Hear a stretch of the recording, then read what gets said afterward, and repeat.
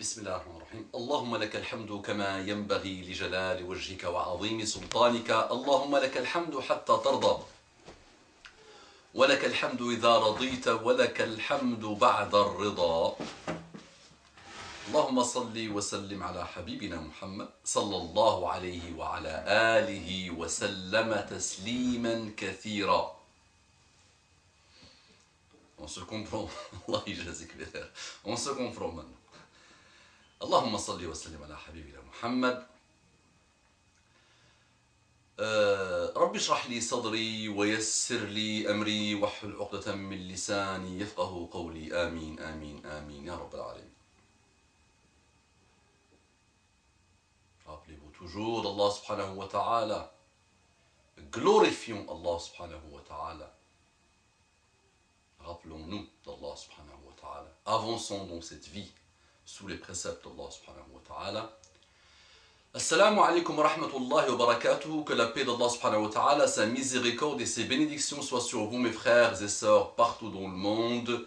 Bonjour, mes frères en humanité.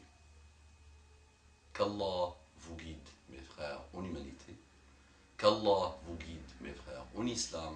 Qu'Allah nous guide, qu'Allah nous guide tous. Amin, amin, amin, ya Rabb al-Alamin. Et qu'il nous permette de cheminer chaque jour, chaque seconde, chaque heure, chaque centième de seconde, aller vers Allah subhanahu wa ta'ala. Inch'Allah, on rentre dans le vif du sujet, sans transition, d'après le monsieur là que vous connaissez. Donc, je dis, Salamu alaikum wa rahmatullahi wa barakatuhu, mes frères et sœurs. En réponse à cette citation de Hassan al-Banna, soyez comme l'arbre que l'on attaque avec des pierres qui fait tomber des fruits en retour. La ilaha illallah. Donc, Hassan al-Banna disait, alayhi rahmatullah, soyez comme l'arbre que l'on attaque avec des pierres et qui fait tomber des fruits en retour.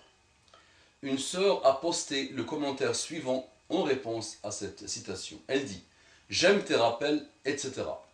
Allah yajazikum bikhair, mes frères et sœurs. Apprenez, quand vous écrivez un commentaire, d'entrer en disant Salamu alaikum wa rahmatullahi wa barakatuh. Ça peut changer le tout. J'aime tes rappels, etc. Et je pense même que c'est un frère qui a lancé ce commentaire, d'après ce que j'ai vu, je pense. Moi, au départ, j'avais cru que c'était une sœur, mais non. C'est un frère qui a posté ce commentaire, d'après la personne qui a répondu à ma réponse. Mais, il dit donc, mais citer cette personne, donc cette personne c'est Hassan al-Banna. Je ne vois pas l'intérêt, sachant sa vie et tout. Donc aussi, Allah yajazikum bikhair, apprenons à formuler des phrases logiques et avec un minimum de fautes, s'il vous plaît. Moi je suis un bédouin et j'essaie de respecter la langue française. Je suis un bédouin qui n'a pas étudié la langue, qui n'a pas parlé la langue française toute ma vie. Et j'essaie quand même de la respecter au strict minimum. Et j'apprends de vous, alhamdoulilah. Mais je dis quand même à mes frères et sœurs qui sont nés en France et en Belgique et dans ces pays-là, d'avoir un minimum, s'il vous plaît, de respect pour cette langue. Donc il dit, il est loin d'être une personne à citer. Enfin, on parle toujours de Hassan al-Banna. Il a une façon d'écrire, pendant qu'on y est, cite Ben Laden, qui a envoyé des métaphores de fou à George Bush. Car les deux ne sont pas si éloignés dans leur idéologie. Voilà, donc ça, en quelques mots, là, un concentré de malheur. Un concentré de malheur. Donc voici ma réponse qu'il faudra vraiment prendre comme un rappel qui vous permettra, Inch'Allah, d'économiser vos hasanats et qui vous apprendra à bien réfléchir avant d'attaquer un musulman ou un grand homme de l'islam. Salamu alaikum wa rahmatullahi wa barakatuhu. Donc mon frère, finalement, puisque c'est un frère qui a écrit ça.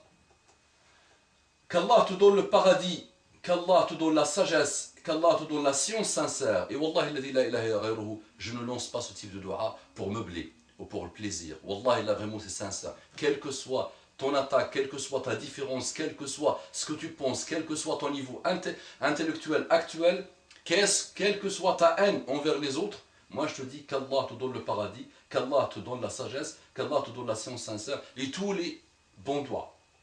Sans aucune volonté de ma part d'entrer dans un jidal avec toi. Entre parenthèses, polémique stérile, fade et sans aucun intérêt. Je dirais que tu as manqué de sagesse dans ton commentaire. De prime abord, je t'annonce une excellente nouvelle. Je partage cette citation depuis quelques mois et tu es le premier finalement qui a lancé ce type de commentaire. Entre parenthèses, sachant au passage que je sais que j'ai beaucoup de contacts qui appartiennent à la même école que toi, mais qui n'ont jamais lancé ce type d'attaque. Donc ceux qui lancent ce type d'attaque, je les connais au premier mot, mais je suis quand même permis, même si je ne le fais pas beaucoup, d'aller sur sa page pour voir un peu le type de pensée. Mais je les repère du premier mot. Là, le premier mot, je sais de quelle école de pensée ils prétendent être. Ils prétendent être. Une partie, elle est dedans, mais une partie prétend être dedans. Et on la repère très facilement. Mais donc j'ai dit, je t'annonce la bonne nouvelle, ok. Sachant au passage que je sais que j'ai beaucoup de contacts qui appartiennent à la même école que toi, mais qui n'ont jamais lancé ce type d'attaque. Par respect, alhamdoulilah, jazahumullahu khairan, je pense. Avant de répondre, je rappelle que je connais bien la littérature qui circule autour de Hassan al-Banna. Wallahi, donc je connais bien. Je la connais très très bien. Je l'ai beaucoup étudiée, alhamdoulilah. Je la connais bien. J'ai passé une grande partie de ma vie, j'ai concentré une grande partie de ma vie à écouter ces chers-là que j'aime beaucoup et qui ont de temps en temps parlé de Hassan al-Banna. Mais une grande majorité n'a même pas compris ce que ces chers disent. Et parfois ils disent des choses lourdes et qu'Allah les pardonne, leur pardonne aussi. Cette haine, donc je dis, avant de répondre, je rappelle que je connais bien la littérature qui circule autour de Hassan al-Banna, on peut comprendre la raison de la haine viscérale que les non-musulmans ont pour ce grand homme de l'histoire humaine et musulmane. Donc c'est vrai, on peut la comprendre, que c'est vrai, là, ça les déstabilise les koufars quand ils entendent parler de Hassan al-Banna.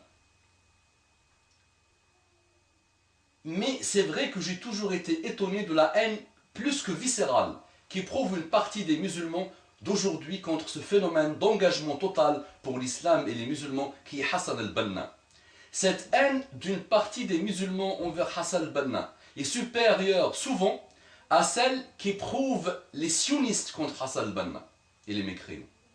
C'est ça, malheureusement. Wallahi la ilaha illa ghayruh. Vérifiez, lancez vos recherches. Commencez à étudier, lancez vos recherches et comparez la haine des mécréants par rapport à la haine de quelques musulmans. Cette haine d'une partie des musulmans envers Hassan al-Banna est supérieure à celle qu'éprouvent les sionistes contre Hassan al-Banna.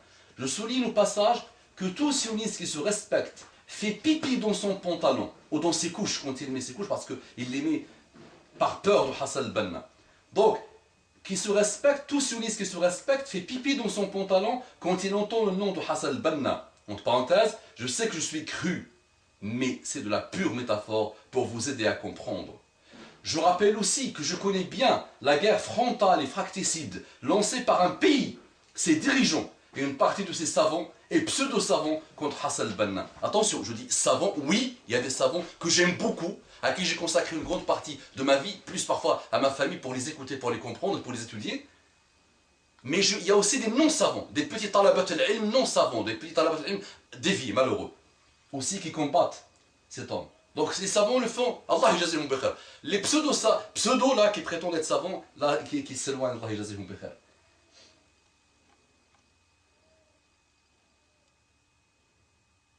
Ok, je rappelle aussi que je connais bien, ok, je me permets calmement de rappeler que notre bien-aimé sallallahu alayhi wa sallam a cité des paroles de sagesse de mécréants.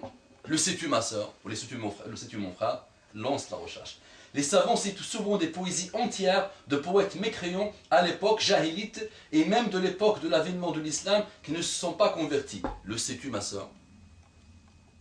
Ce petit raisonnement te permet rapidement de comprendre que ton commentaire a manqué de sagesse, de science et surtout de science sincère.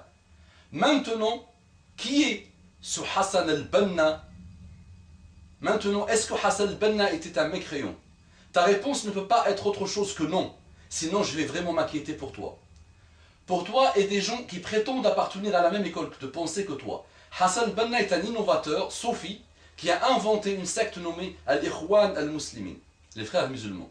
J'ai bien résumé, n'est-ce pas?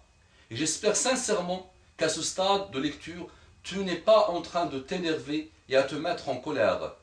Oui, ma sœur, il y a des gens qui passent leur vie à décréter que ce musulman mort depuis plus de 60 ans est un grand innovateur égaré et en enfer.